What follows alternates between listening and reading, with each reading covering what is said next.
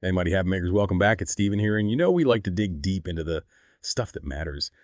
Today, we're going to be talking about something that's been on my mind a lot lately, and it's really the art of just being okay with being you.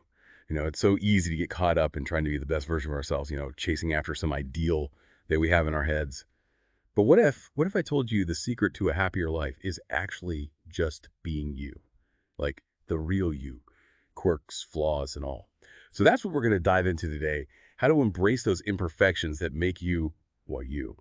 And hey, we'll try to keep it lighthearted, because honestly, life is way too short to take ourselves too seriously. Think about it this way. You're at a party, you're having a good time, and bam, you trip and spill punch all over yourself. What do you do? Do you shrink into the background, mortified, wishing you could disappear? Or do you laugh it off, maybe make a joke about needing a new outfit or suddenly wanting to go for a swim? That right there, that's the difference between self-criticism and self-acceptance. Now, I know it sounds easier said than done, right? Trust me, I get it. But stick with me, because we're going to break down some simple ways to silence that inner critic and start accepting the amazing, perfectly imperfect person that you are.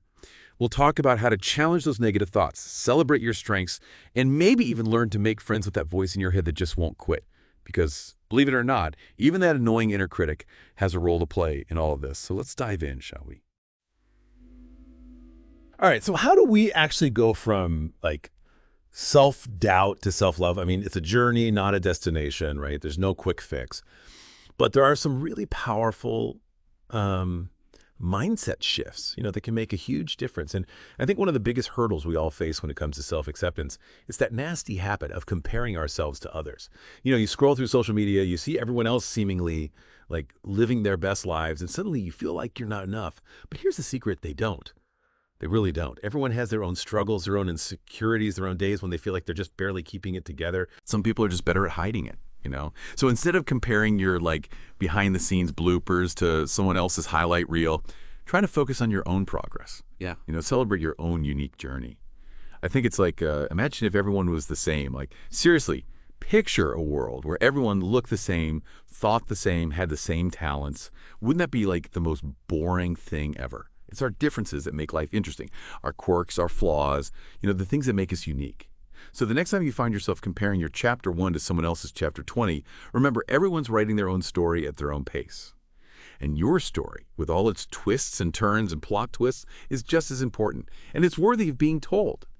And listen, self-acceptance isn't about pretending we're perfect. It's not about ignoring our flaws or acting like they don't exist.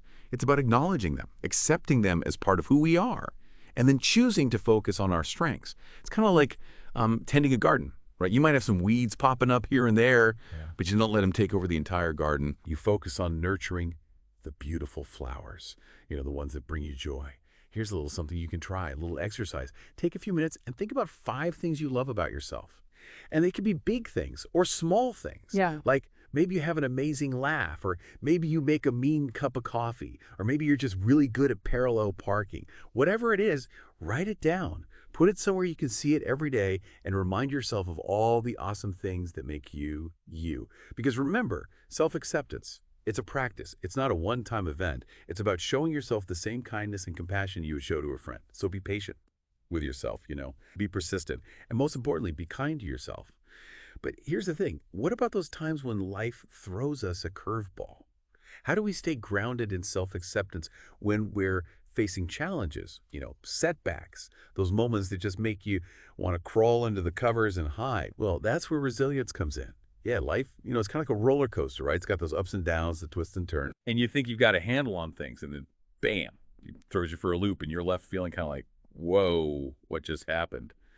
But think about it. Those crazy drops and turns on a roller coaster, those are what make it so exciting. And those moments where you feel like you're just free falling, that's when you learn to just trust.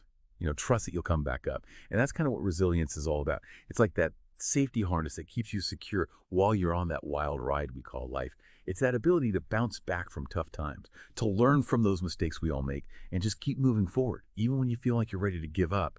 It's about being open to the unexpected because, those challenges, they're going to come. They're just part of growing. Think back to a time when you faced a big setback, like maybe you failed a test, lost a job, or went through a really tough breakup. Probably felt pretty awful at the time, right?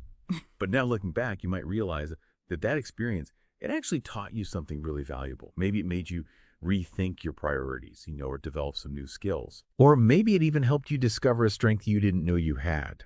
Because resilience isn't about pretending that those tough times don't hurt. It's about acknowledging the pain, letting yourself grieve and then choosing to focus on what you can control. It's about finding those little lessons hidden in the chaos, those silver linings in the storm clouds.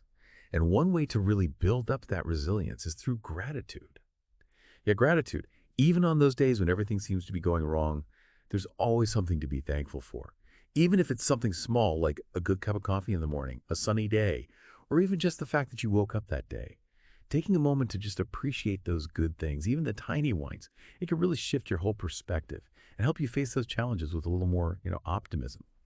So the next time you find yourself facing a setback, remember, you're stronger than you think. See that challenge as a chance to grow. Practice that gratitude.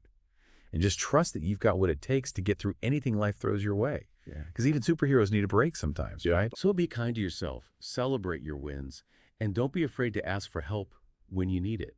We've talked about a lot today, from accepting those imperfections to building up that resilience. But here's the thing I really want you to take away.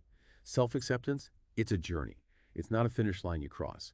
It's about being there for yourself every single day, flaws and all, and just trying your best to be the best version of yourself, whatever that looks like for you.